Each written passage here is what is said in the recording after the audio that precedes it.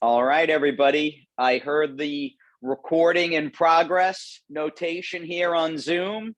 So we are bursting and launching out of the starting gate here on the first Wednesday in May. I hope everybody's doing okay and having a great Derby week so far.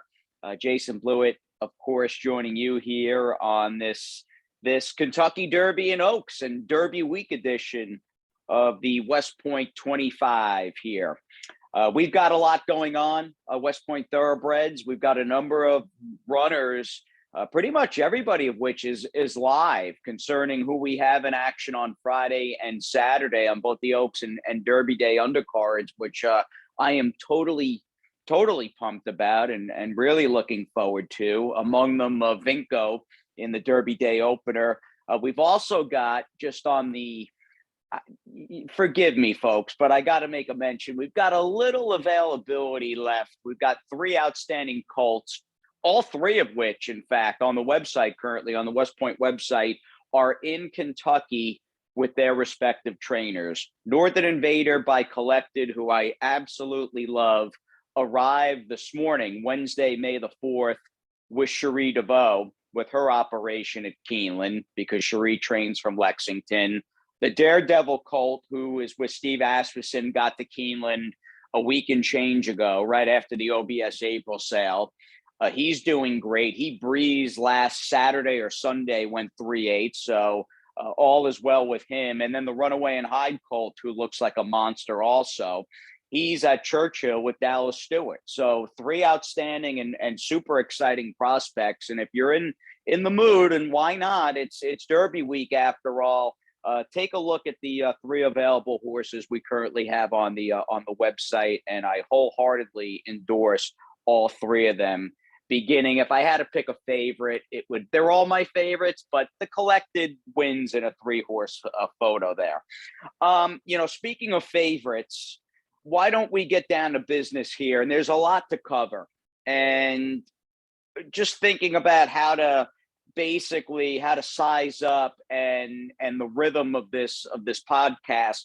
I'll start, although West Point, we have some horses running early Friday and early Saturday and runners scattered all over the place. I'll start with the Derby. I'll go over to the Oaks, and then I'll probably bounce back over to Saturday and hit the Turf Classic with my man Cavalry Charge. And we'll go from there, and then I'll hit the Vincos of the world. So you can bounce around if you, again, I'm going to cover a few races here. And if you don't really care what I have to say about the Oaks or one of the undercard races, feel free to shift around on this podcast. So we start with the big one, the Kentucky Derby. As American as apple pie, this is the one race where everybody, it might not be my personal favorite race, but the Derby's the Derby. And this is the one race that everybody wants to know who you like, who do you got, what are you thinking from your next door neighbor, your coworkers, and so on and so forth. So I'll talk about how I feel about the race. I'll probably, again, 5-6 horses, the horses that I feel as though are worth the most attention, beginning with the rail posted number 1, Mo Donegal, who the 2 intangibles I like with Mo Donegal are his determination, his gameness, and his toughness as far as like getting in a street fight and a dog fight. He's shown he's willing to dig down and he can put horses away, which I admire. So he's got that. The other is just his closing kick. I think those are a couple of attributes that'll serve him well. Now, again, this is a better field than the Wood Memorial. He's got the inside post, which has only yielded 8 winners over 92 horses, or there's a 92 horse sample from the inside post with 8 winners, the most recent being Ferdinand back in 1986. So don't love the inside post for him, and that seems to be the general consensus. But I do think he's got a legit chance to hit the try or crack the super. I like his toughness and I like his closing kick. I've been torn really since the last batch of Derby preps. regarding who would I pick. There's two horses I have in mind, and I was pretty much sure I was going to land on the 3 Epicenter as my top selection. And some may go, well, that's pretty unoriginal and that's not creative at all. But I like what he brings to the table, and I think he's again, if he's not favored, he's a worthy co-favorite or slight second choice in the race on Saturday, and for the obvious reasons. He's got the foundation, a really solid 2-year-old season, and he just seems to have gotten faster and stronger as he's matured and gotten older, and the distances have progressed from even a mile and a 16th at Fairgrounds the day after Christmas. That was a big day. That was Flightline's Grade 1 Malibu a few hours later out at Santa Anita. But no, I mean, from the gun runner on, this horse has gone one way, and that is up, and he's got fast figures. I've got no qualms at all with Epicenter. 5 winners have come from post 3, and he's handy. I mean, this is a horse that is not a one-dimensional type speed horse. He showed last time out in the Louisiana Derby he can track, and I mean, just watching that race over, he had a very good trip. But you can see this comment here, and purple, by the way, is replays when ready. And this was As the Rider Please. That was a big win out of him. Does Steve Asmussen, who for my money is the best, I think Steve is the best dirt trainer in the United States. I have felt that way. It's not a new opinion or anything like that. I think the world of his operation, especially when it comes to dirt racing. The question is, and the major subplot, does Steve, because there aren't many blank spots on that Hall of Fame resume, does he get his first Kentucky Derby win with Epicenter on Saturday? If you're looking for a bit of a long shot, and why not, in a 20-horse field, I don't think the number 5 Smile Happy is the worst stab in the world. Do I like him for the win? No, I don't think he's that good, or good enough, I should say, for the win.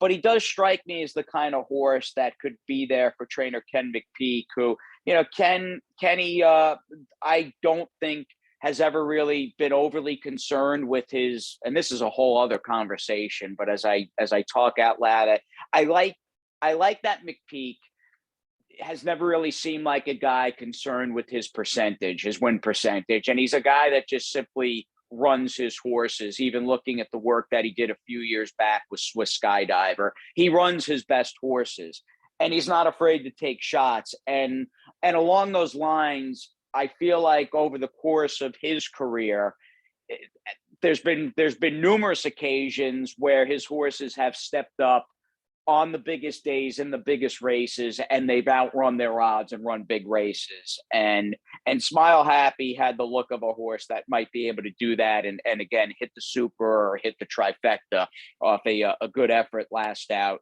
And 4 good races, let's be honest, including that runner-up finish behind Zandon last time out. My top pick in the race, and I was torn. I clearly like Epicenter a lot. But at Messier, and it's not just because I've been a lifelong New York Rangers fan, and number 11, the captain, Mark Messier, has been one of my favorite professional athletes since he came to the Rangers back. I think his first season was in 1990. Forgetting about all that and my love of the Rangers and Florida Panthers, there's a lot to unpack with this colt by Empire Maker, and I think he is just a very logical looking, worthwhile contender who has a lot going for him in this race. Much like Epicenter, he's got the 2-year-old foundation.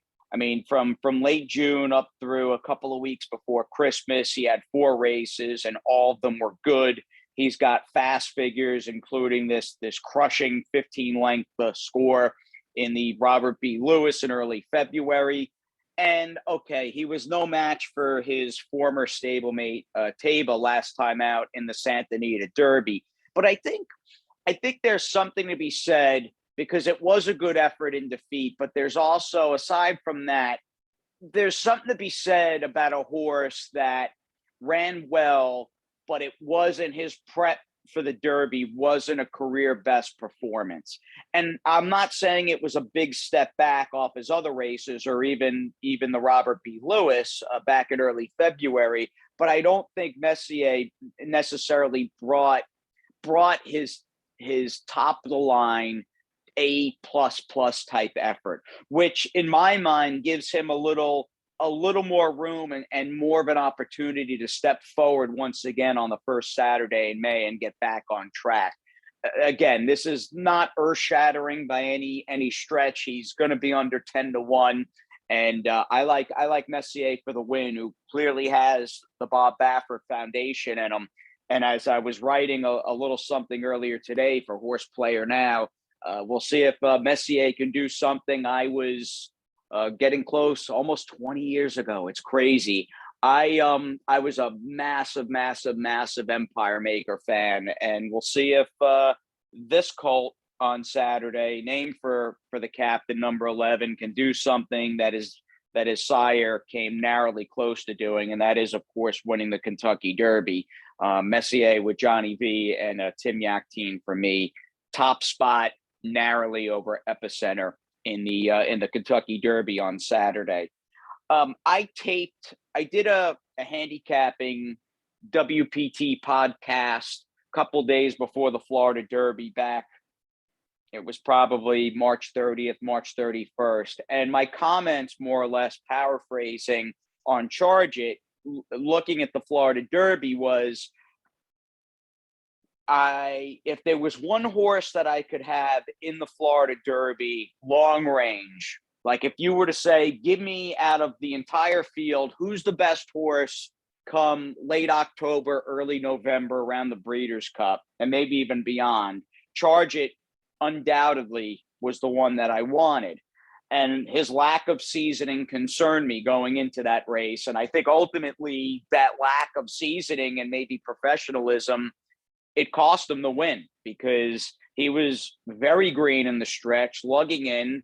And I think had he stayed straight, he cuts down White Abario.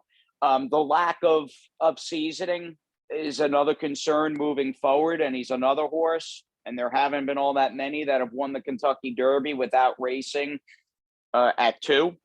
But I'm curious to see how Charge It's going to run. I don't really particularly care for any of the Florida Derby horses going into the Kentucky Derby on Saturday. But if I had to pick one out of the tri horses there in the Florida Derby, it would be Charge It.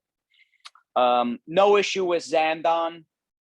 This is a year I feel like I don't have any major knocks on again the top 3 or 4 wagering choices.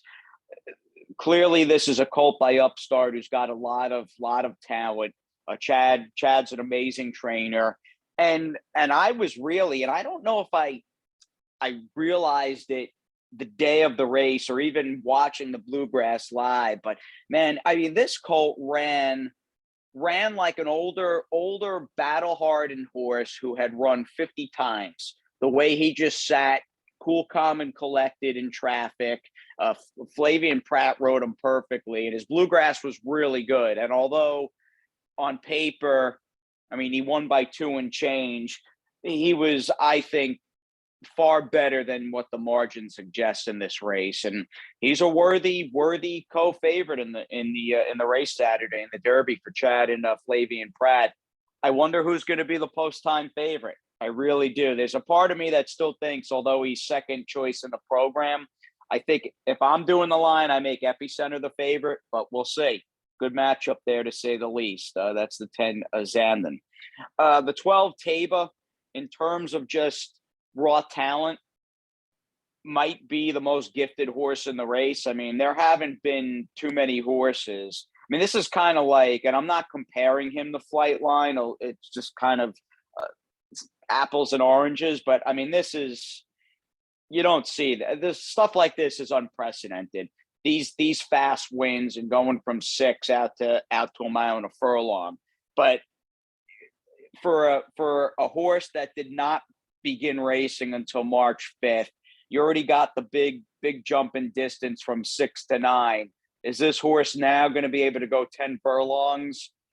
in a race like the Kentucky Derby that is a different animal altogether. I mean, the Derby stands alone in terms of, I think, in terms of how demanding it is to win, and how it's going to test each and every horse that's in the body of the field. There's no race like it, from having to go a mile and a quarter on the first Saturday in May to the field size. And again, when you're considering the environment, the Kentucky Derby is run under with well over, I don't even know what I would predict as the attendance, but over 120,000, 130,000 people in attendance.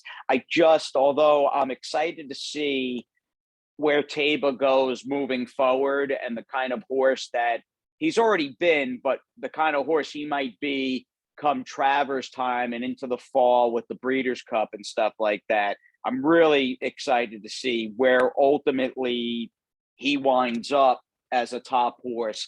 The lack of experience, the inexperience, I can't get involved with a horse like that. I've been impressed. I got to take my hat off to Simplification.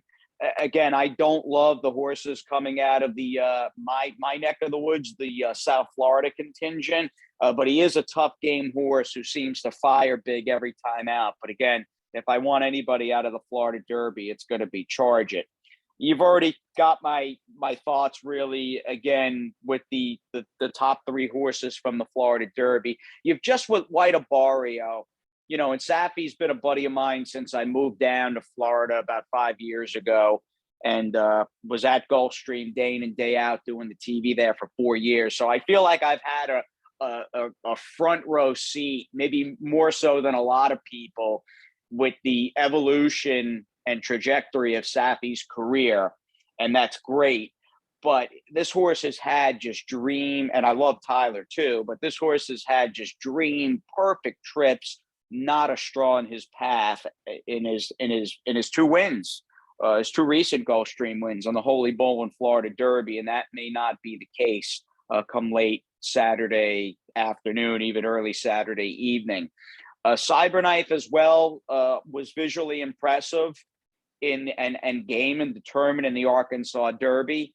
And we'll talk about Secret Oath in a couple of minutes in the Oaks. But I just feel this Kentucky Derby, a lot's been made of the quality and the overall depth, and people that have been around for a while have said this has the look of the deepest Kentucky Derby races or fields or crop of 3-year-olds in recent memory. I can't argue with that. And although Cyberknife has got Brad Cox, who seems to win Grade 1 races by the bushel each and every Saturday, I think he's got to improve a lot off the Arkansas Derby. So again, I'm going with the 6 Messier over the 3 Epicenter. Mo Donegal, I think, gets a piece, and Zandon. And if I had to give out one price play, who's 20-1, it'll be Smile Happy, who I think can just chug along and grind along and get a piece of the Trier Super in the 12th race Saturday at Churchill Downs. We'll move on. We have got Kentucky Oaks Friday and Oaks Day, and a great race. And as salty and impressive as the caliber of 3-year-olds have been throughout the prep season, and even looking at the Kentucky Derby field on paper, the Oaks might even be the better race. And I tweeted out a few hours ago, I mean, just going through the Oaks PPs was a real pleasure. And to my eyes, it's got a bit of a throwback feel where everybody who should be here is here. And you've got the best from Florida, New York, the Midwest, California. The gang's all there, including an unbeaten 2-year-old filly champion of 2021. Let's start with her, actually, Echo Zulu. And all week long, in fact, longer than a week, if you had asked me even 3 weeks ago, well, who's going to be favored in the Kentucky Oaks, I would have said Echo Zulu, without a doubt, no hesitation. Seeing the race now on paper and just how deep it is, and her return win in the Fairgrounds Oaks, I'm not so sure. It's not going to be a big price. And it's wild to me, even just forgetting about what her closing odds are in the Oaks on Friday afternoon.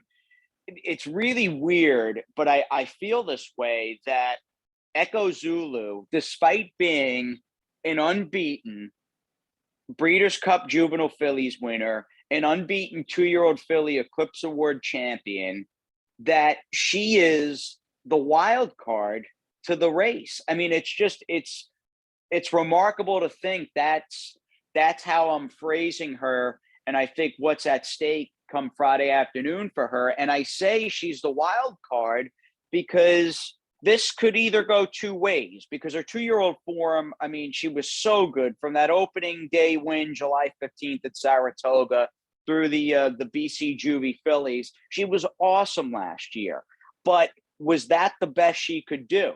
Even though she's a gun runner, and you would like to think like he did throughout his career, that, and because he got better. I mean, he was a top class 3-year-old, but the gun runner we saw at 4, and then in the Pegasus victory of his out of when he was a 5-year-old, we were dealing with a different horse. Did she peak as a 2-year-old, even though she won her 3-year-old filly return in the Fairgrounds Oaks? Or do you have a guy like Steve Asmussen knowing full well she's going to be basically, 1-9, 1-5, and had her at 80% going into this return race? And with that race under her belt, she takes this big forward move and gets to a level eclipsing where she was as a 2-year-old. I don't know. I think that's the question at stake with her. Is her 2-year-old form, is this going to be a 3-year-old that just didn't really progress and this is the best she can do? Or did she need the race and was knowingly short because she was going to be such a prohibitive favorite with the Kentucky Oaks about 6 weeks later on the horizon? We'll see. It's a fascinating sort of case study there, an argument from one side to the other with Echo Zulu. The more I look at her, though, I'm going into this banking on the fact that perhaps some other fillies in the division have just surpassed her. And among them is this horse here, the number 4, Nest. Nest, and I've seen all the races. I've seen all of them live. In fact, was at the Tampa race. We ran Bourbon Ready on February 12th, and I stuck around to watch her in the Suncoast. She was good last season at 2. Obviously, she went 2 for 3 and won the Demoiselle in early December and got the 9 furlongs. But the Nest that I saw last out in the Ashland, this was, and I understand she's a curl and AP Indy, and in theory, she's supposed to get stronger and faster and all that stuff the older she gets with that pedigree. But forgetting about that, the Nest that I saw last out in the Ashland just seemed way handier, way less of a grinder, way more push button than the sort of chug along, just grind you down type filly that I thought she was last season at 2. And I've really liked her progression with those 2 blowout untested wins this year at 3. And I like her for the win. I think Nest is going to be tough in a wickedly deep rendition of the Kentucky Oaks. And look, I mean, she's going to need to be at her best because the competition, even outside Echo Zulu, runs really deep. And that includes Kathleen O for Shug, who we're a couple of weeks away from Shug and first captain in the Pimlico Special, which I'm super pumped about. And Dripping Gold is back with Shug in New York at Belmont. And we're sending Shug some insanely talented and promise-filled 2-year-olds, including the great Tappet colt we bought a few weeks ago up at OBS April. So we're big fans, including and I'm right there with the Shug McGahee fan club.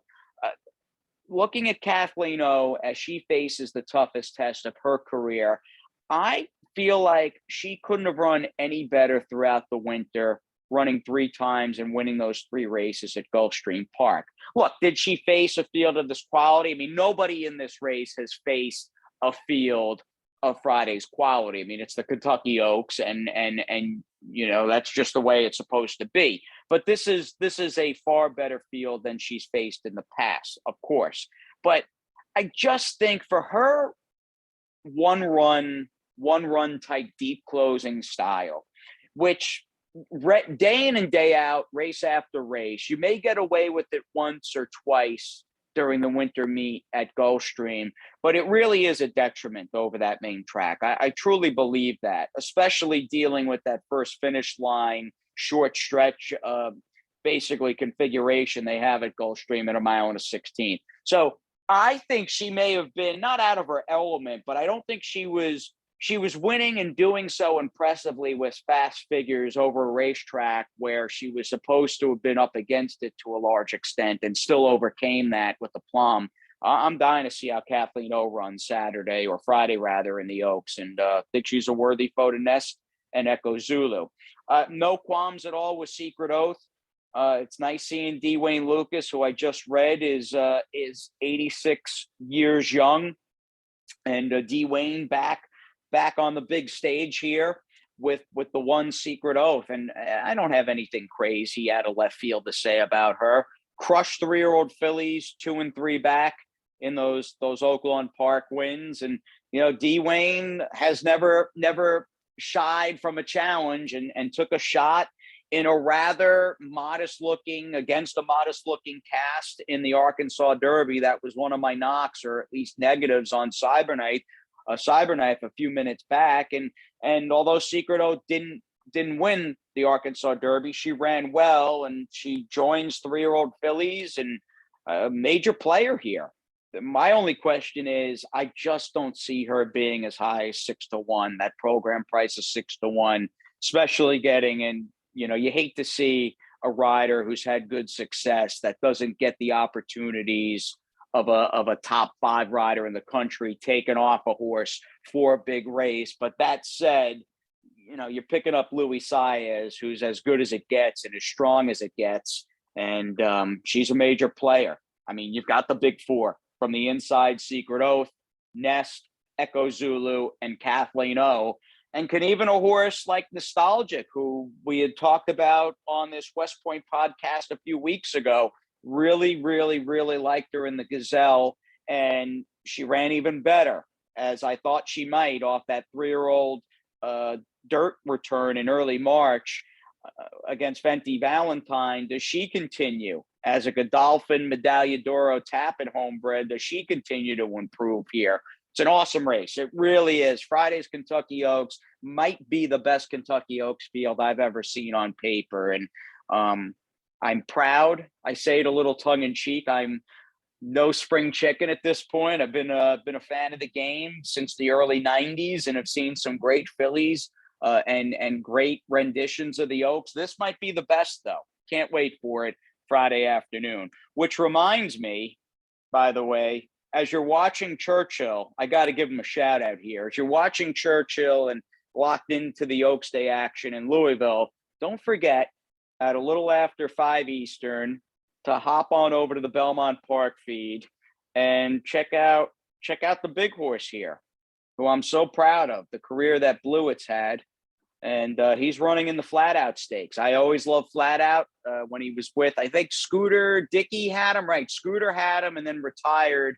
And the horse went over to Bill Mott for the second half of his career. Won a couple of Jockey Club Gold Cups and maybe the Suburban twice. But a real honor having Blewitt, who really had that big renaissance over the winter time in distance races at Aqueduct. And it's great seeing him back really at the top of his game or close to it. And I will go berserk if he wins a stakes race here as an 8-year-old, and planning on heading up to Stewart, Florida, to go watch his race in the Flat Out with Mom, Dad, and Grandma, and my wife Christina Friday. So looking forward to that. I had to give him a little plug there with him running in a stakes. Why don't we bounce back over to Kentucky Derby Day with the Derby and the Oaks out of the way, and I'll just cherry pick a couple of horses not owned by West Point that I think will run well on Saturday. But in the meantime, I want to focus on the other West Point horses that are in the mix, including my buddy. Where is he? Right here, Mr.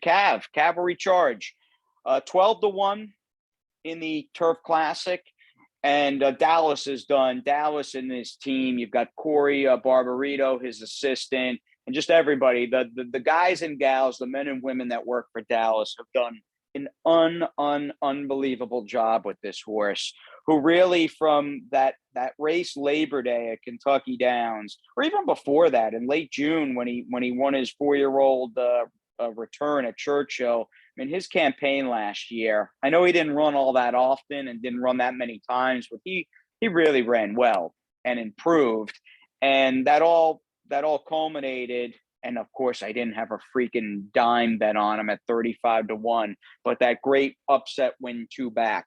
I think we've learned this is a horse. He'll run well almost always, no matter what kind of trip he gets, because he's just going to be up close. I mean, he's just got that natural speed. But I personally believe he's at his best when he gets this trip, and we do speed is red. This trip 2 back when Brian just sent them to the lead and he buyed inside and just would not let everybody buy. I like that he's outside some of the other speeds here, which should put us in the driver's seat and maybe makes the break slightly less important. But I would love to see him just clear, get to the rail, and you're likely going to have a turf course that's got some give in it, given the forecast. And my man Cav has already won over yielding ground, has handled rain softened turf in the past. Good luck against Tribuvon, the French bred for Chad Brown. He's going to be in all likelihood a thorn in our side, but I'm hoping going a mile and a furlong, we're a little faster than him and can just get around him and hopefully do our thing with cavalry charge. The field's good though. I'm not sure if Ivar, who clearly in terms of just his overall game and talent level, he's among the most talented and certainly most accomplished horses in the field. I don't know though. Going, I think 1 1/8 miles with him might be pushing it a little bit. I really think this might be a little further than he wants to go. But Chad is clearly, like in many of these Grade 1 races on the turf in New York and Kentucky, especially on big days in Kentucky and out of town. Chad, you got to get through him, bringing back public sector. He's got this French bred who I already talked about, and you've got Hall of Famer Roger Atfield, and I don't really have any knocks on Cheryl Spite, who was 50-1 in the program last time out, was far less, and beat a very deep field in the Maker's Mark. And the other Chad horse, who we beat last time out in the Fairgrounds race, I would imagine he'll come back and run another big race. So good luck to Cavalry Charge. Kind of awesome that he's in that Grade 1 $1 million turf race, and he's nowhere near 35-1 this time. He's going to be in that 10 to 12-1 range. The Grade 1 Churchill Downs sprint race or handicap going 7/8, which for a time, I know there was some talk that Flightline might show up here. We don't have Flightline, but we do have a very good field. Of course, headlined by your defending sprint champion and Jackie's Warrior, who won his prep for this last time out at Oaklawn as a big favorite. I think he's going to have to run a little bit better than he did last time out. Reinvestment Risk has started to put things together again as a 4-year-old for Chad. But I like this horse Prevalence, who was cut out last winter to be a good horse. And I think in the cold light of day, I think his connections would admit they got ahead of themselves and they tried to just kind of rush and crowbar this horse, so to speak, into the Triple Crown, specifically getting him to the Kentucky Derby last spring, and it just didn't work out.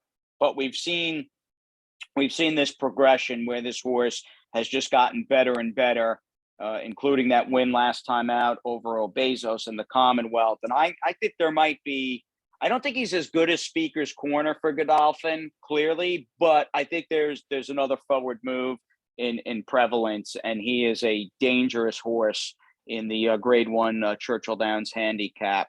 You've got 3-year-old turf horses in the American Turf. My other opinion on Saturday in the Derby City Distaff here going 7, a Grade 1 for fillies and mares. a whole bunch of these horses are coming out of this muddy track, Grade 1 Madison, won by just one time, another not this time here in a PA bred for Brad Cox. I'm taking that field, right or wrong. I don't want anybody out of that race. I want a new face. I just want a new face. And for me, that new face is obligatory for Juddmonte and Bill Mott, who won the 8 bells over this track last Derby day. Or I guess that was April 30th. That would have been Oaks Day.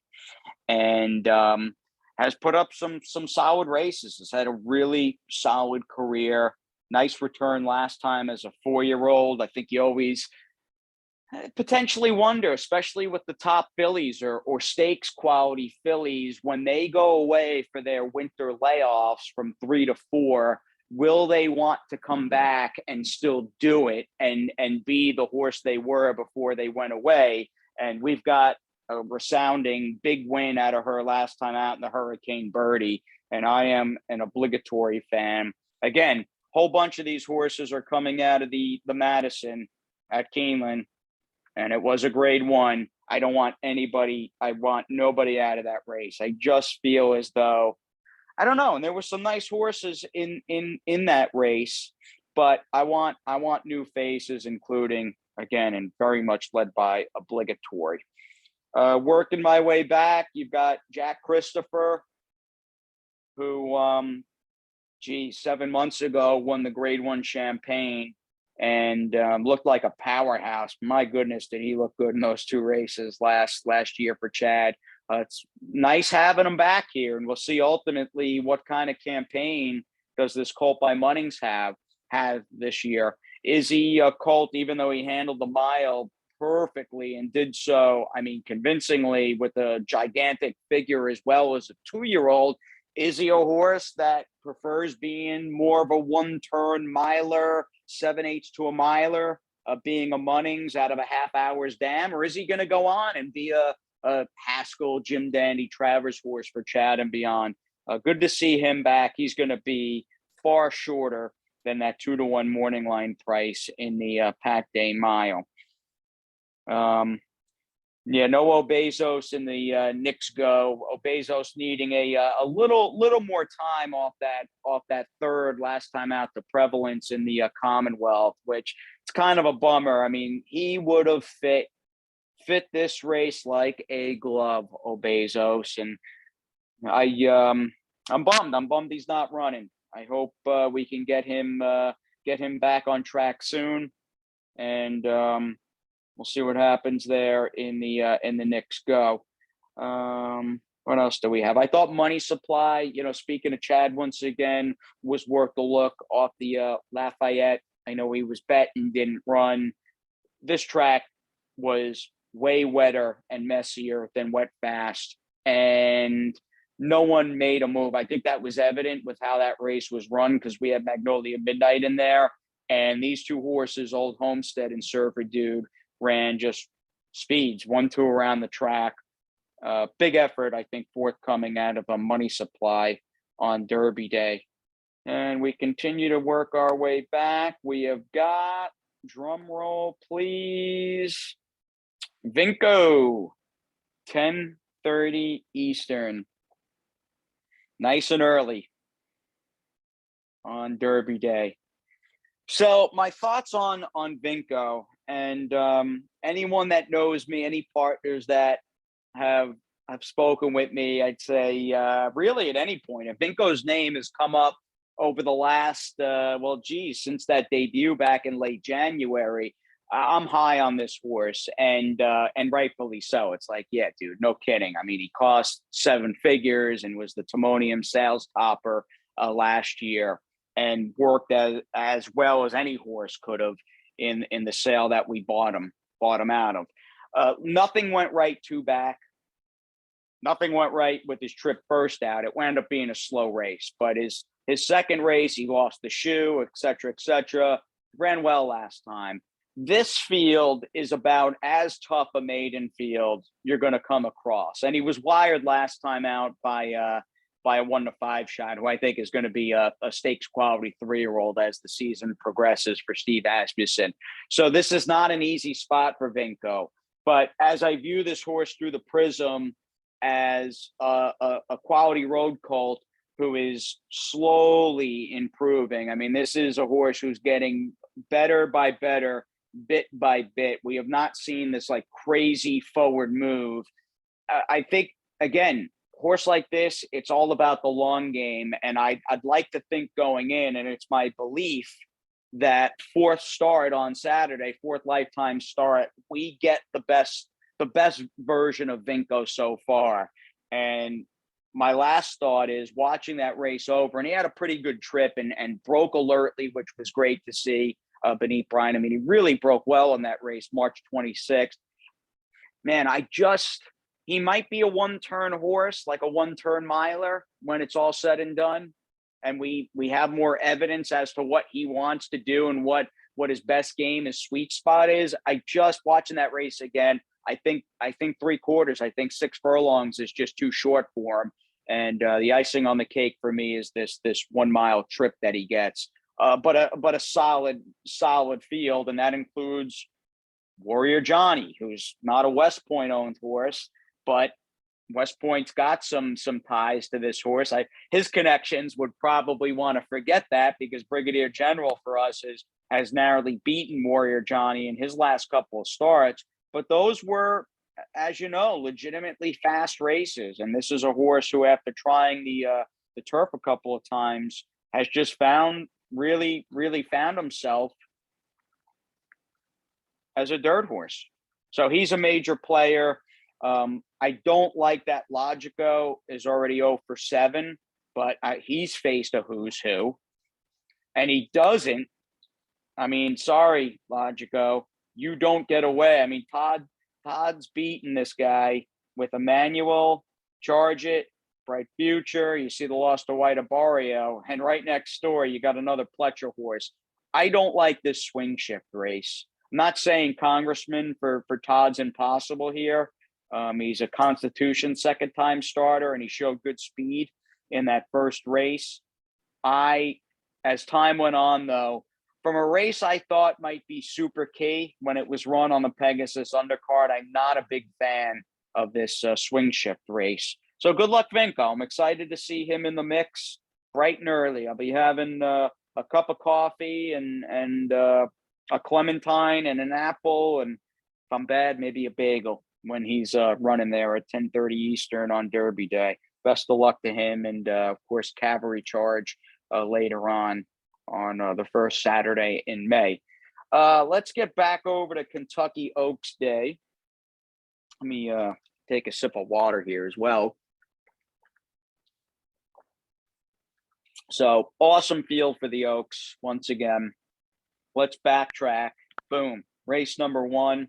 I do like it. And I guess there's a part of me, and I'm half joking when I say this, but I don't know. Like, if between Vinco running at 10:30 Eastern on Derby Day, and then we've got, of course, our Nyquist filly sequesting at 10:30 a.m. Eastern on Oaks Day. Man, if both or one doesn't run well, I'm going to be I'm warning my wife Christina now. I may be pretty grumpy for a time being, nice and early on Saturday. But no, I mean, hopefully Vinco runs the best race he's ever put forth, and the same goes for Sequist regarding her best race. Certainly, if not eclipsing her 2-year-old form, I'd like to think she fires the best race of her 2022 campaign so far. You know, the way Dallas trains, I don't think she ran superb in this return race on February 18th, but at the time I was saying, the way Dallas trains, like, it's all about the long game with Dallas, and he's not a guy that just is going to drill his horses in the morning for one peak effort off the layoff. Again, it's about a career. It's about a journey. It's not just about one race with Dallas. And then she was up against it, didn't get any pace, and was just at this stage of the game was just overmatched last time out against those two Oaks-bound fillies. So dropping back in against allowance horses, third time back this season for Dallas. I'd like to think slotting all those intangibles or factors side by side equals a big check mark there for Sequist with the best race she's ever run. What's up, Boogie? Boogie, one of our three kittens, is are you going to hop on the iPad here and screw up my podcast? No, you just want me to pet you. You stay right there. Keep those paws off the screen. But no, Sequist should run well. And like most of these undercard races Friday and Saturday, if not all of them, look, the competition runs deep. The purses are gigantic. I don't know where'd that X come? Is that? Let's see if that goes away. Good. It went away. I mean, the purses are absolutely outrageous. I mean, you're talking $127 for this A other than, and you've got a Judmont horse by Curlin and off a win from a brutal post. I mean, a really tough post. Synth or not, winning like that at Turfway for Brad Cox. She might be okay. This Tapiture filly for Nacho Correas was good last time out and is probably going to take a step forward. Early Glow looked a little interesting to me, especially if you're under the notion, like I am, she didn't care for the sloppy track last time out at Aqueduct in a return, and she's second start back off that layoff for Godolphin and Bill Mott. I mean, there are a lot of options in this race, and although I think Sequist, again, is sitting on her best performance so far in 2022, that's basically the entire field. It looks like all these fillies could be poised for a big forward move. So good luck, Sequist there. You know, if you're playing pick threes or pick fives, is there a pick five actually at Churchill in the first race? No, just pick three, just a pick three to start. You know, if you're playing again, pick threes or doubles, Mike's horse, the Rapoli horse in the second race in Benting is going to be, I wrote 3 to 5. I mean, she looks odds on to me. And my goodness, did she run well first out at a very demanding 7H trip. Look, if you're playing pick threes or wanted to play some multis and hopefully get Sequist home, maybe you could single in Benting, and then you could go too deep here. All West Point all the time in the third race. Let me also mention specifically here, and not to be a Debbie Downer, but you know, a little dose of reality as I babble away here on this podcast in sunny Fort Lauderdale, where it's like 80 degrees and sunny out. It doesn't look like Louisville is going to have the same kind of weather on Friday. I hope again things change and it's a gorgeous Oaks into Derby Day. But it looks like it might rain and rain a lot on Friday. And just saying, I hope they're on the turf, even if it is pouring, because we've got two nice turf horses here in the third race, led by QF75, who I just happened to notice the morning line, the Churchill morning line, before I started taping this thing. He's 7 to 5 actually. So this horse is a big favorite. And QF was good last year. I mean, clearly had run well in all of his races last year as a 3-year-old. But the QF that I saw and had a front row seat to see in person in late February at Gulfstream, first start as a gelding, first start off that layoff from the end of June to late February. And I was so bummed when we had to basically give him time off. I think it was a couple of days before he was supposed to have run at Saratoga last summer. And I only mention that because as bummed as I was last August or in late July, whenever we had to just kind of put him on the shelf and get him healthy again, you know, clearly that was as disappointed as I was, it was the right move because the QF75 I saw first time as a gelding, a fresh gelding off that layup, he was awesome. You know, and I talked about Nest and the Oaks just appearing way more, I don't know, shifty, way more push button, just way more nimble. Well, I feel the same about QF75. He went from like this chug along, low gear, I'm going to just grind and gallop you into the ground type horse, to all of a sudden it was like an Italian sports car out there. Like the way he just bounced out onto the lead. My long-winded story is, rain or shine, assuming this race is on the turf, which we hope it is on Friday, I cannot wait to see QF75 back in the mix. And I have no real knocks on Arabian Prince, who is very solid. I mean, he's one of these horses that, look, do I think there's a high probability that QF75 is going to turn out to be more talented? Like if you just put them side by side, my pick would be QF75 ultimately being a little more talented than Arabian Prince. But what Arabian Prince has going for him is, I mean, you got a battle-tested horse that is sharp, shows up, and there is just no quit with this guy, which I respect. I mean, he is a horse, you talk about being sort of like a low gear, like I'm going to keep it in first gear, but I'm just going to just gallop you into submission. That's the way he runs. And if this turf has got some give to it because of rain, and there's some other horses that eventually, like come the 8th pole or 3/16 pole, just throw in the towel because they're tired and they're winded from running over the softer, heavier turf, that's not a worry I have with Arabian Prince. And that's an attribute I admire about this horse. And we got Pratt riding, and it's a 1-2 West Point punch in that Friday third race. Just wrapping up quickly here with the competition, Mr. Tip really scares me in this spot. And when I first looked at this horse for Maker, I'm like, well, this horse has run fine on turf, and his last turf race was back in late April, over a year ago, in fact. And that's two back. His last turf race was at Kentucky Downs, a similarly good effort there with a good figure. And then all of a sudden it's like, oh, the turf race is dried up for him. What happened? It looked like Maker went out of his way to keep this horse off turf. But do keep in mind, last fall, there was no turf racing at Churchill Downs, and there's no turf course at Oaklawn Park. And looking at this return race, it doesn't look all that impressive on paper, this April 16th race. This strikes me as a horse that was prepped last time out on the dirt, a move that nearly worked at 9-1 here, going dirt to turf, second off the layoff back in early September. So I'm expecting Mr. Tip to be even better and run a lot better than he did last time out. But he better.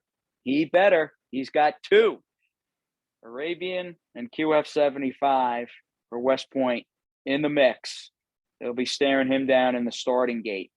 I think that's it, actually. I think covered everything in terms of the Derby Oaks, the West Point runners on the undercard Friday and Saturday.